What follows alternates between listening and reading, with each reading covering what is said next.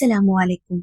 ஃபிர்அவுன் அல்லாஹ்வின் உத்தரவுகளை மறுத்து மூசா அலைஹிஸ்ஸலாம் மற்றும் எகிப்துக்கு அனுப்பப்பட்ட அடையாளங்களை பார்த்து சிரித்தான். எகிப்தில் தொடர்ச்சியாக தண்டனைகள் வந்தன. மழை, பூச்சிகள், தவளைகள் மற்றும் இரத்தம்.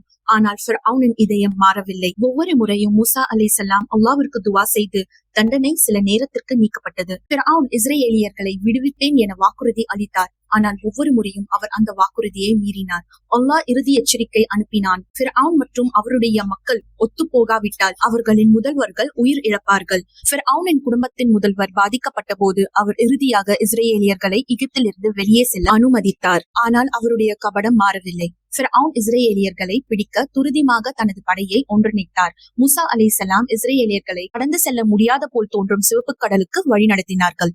அல்லாஹ் மூசா அலைஹிஸ்ஸலாம் அவர்களை கடலை அவர்களது கோலால் தாக்குமாறு கூறினான். கடல் பிரிந்து பாதுகாப்பான பாதை உருவாகியது. இஸ்ரேலியர்கள் அல்லாஹ்வால் வழிநடத்தப்பட்டு பாதுகாப்புடன் கடலை கடந்து சென்றனர். ஃபிர்அவுனும் அவருடைய படையும் மூசா அலைஹிஸ்ஸலாம் மற்றும் அல்லாஹ்வின் வலிமையை வெல்லலாம் என்று பெரிய படையுடன் பின்தொடர்ந்தனர். இஸ்ரேலியர்கள் கடந்து சென்றவுடன் அல்லாஹ் கடலை அதன் இடத்திற்கு திரும்புமாறு கட்டளையிட்டான்.